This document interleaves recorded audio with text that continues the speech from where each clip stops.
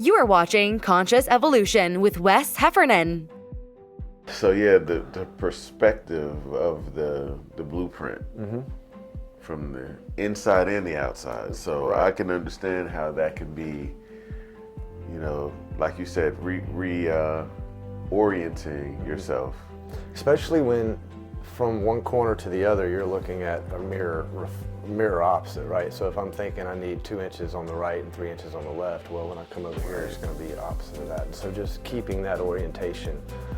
One of the important aspects of being able to do these projects, especially from the lead perspective, is you have to think so many frames ahead while balancing so many frames back. Like, nothing is actually completely perfect, right? They have a tolerance in their cutting, a level, even looking at it as perfectly as you can, or a transit. Like, there's going to be these minor places where you have to keep in your mind, hey, as I go up, I'm going to need to take this into consideration. So keeping up with those from the past while looking forward to the future, you have multiple frames, the one where you're working in, plus the frames after that are coming up and the ones that have led you. And so you have to keep, roughly around seven frames in mind while you're building them, so to speak. And you're a teacher by nature, just from knowing you, the time that I have. So in those moments, are you pulling your team together and saying, hey guys, I need you to look at this, or do you go back later at the hotel and talk about it? Or? It's a little bit of both, but to be honest, in the nature of expansion, especially the Rockman universe expanding, there's been a lot of expansion this summer, and so it's been a little chaotic as far as what I used to do day in and day out when it was, a crew. I was with them, teaching them. Now I have a couple of crews and they're kind of on their own. But yeah, generally speaking, we go over each night the plan for tomorrow, where all these little places are.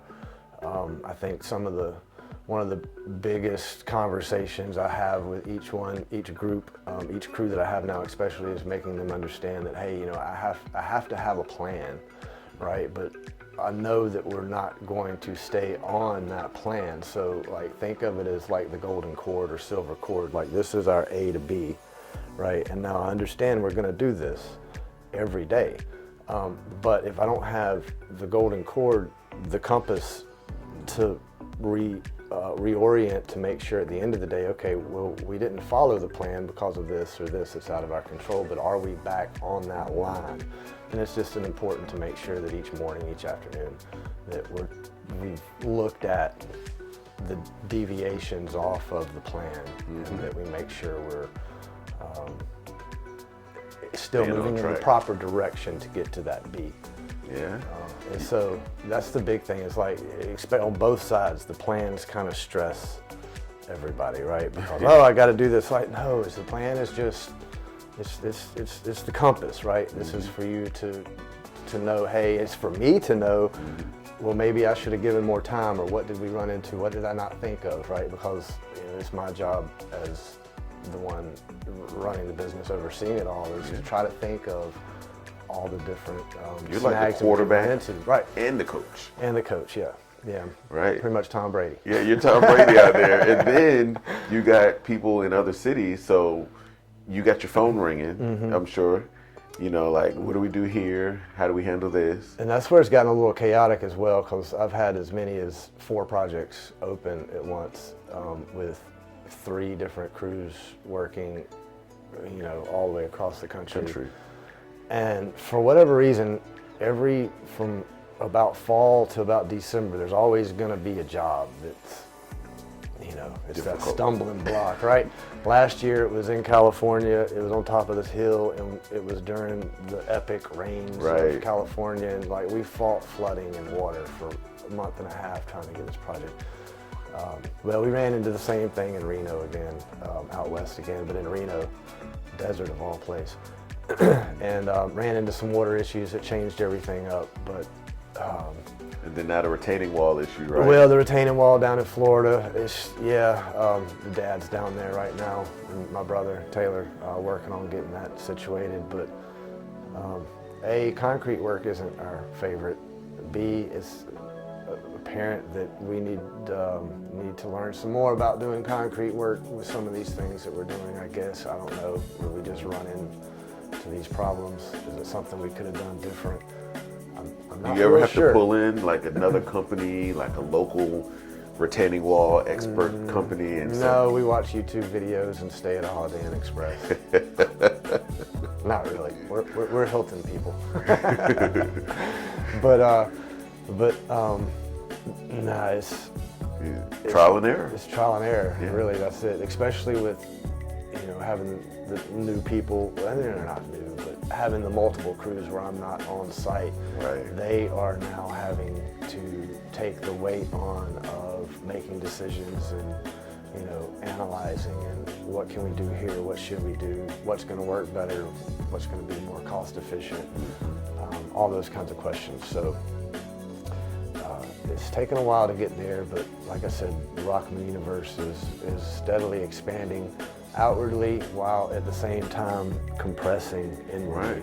which is... And it's on-the-job training. It doesn't matter if you are a police officer, you can go to the academy, but until you are out in the field, Right. it's not going to be what you read in the book. You can Right. go to school to be a teacher, read it in the book, but until you got this kid crying, this one here That's upset right. about that, this one, it's trial and error. So that's what's happening. Exactly, and I mean, I think that concept plays perfectly into the whole story we're trying to tell is, in order to grow, you have to actually insert yourself into the experience and into the world. And no matter what knowledge you've acquired or information you've gained or you think you've gained or think you've acquired, until you put it into practical use, it's just information, right? It's not knowledge until you turn it into something.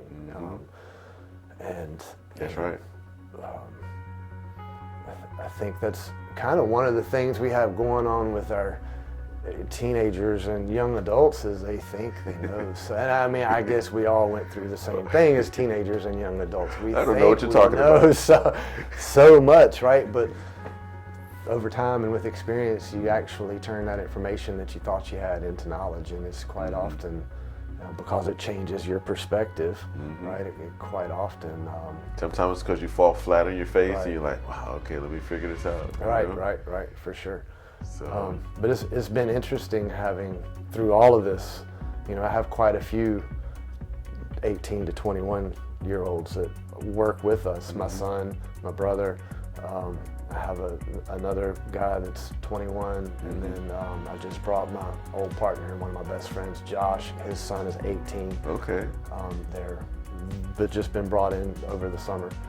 So what is it like for these 18 to 21-year-olds who are traveling the country? They're eating at restaurants every night. They're in hotels. They're away from home. Are you that father figure on the road for some of them? So I know that I am, because I've been told directly that, especially by my brother Taylor, of course my son, right, I am a father figure.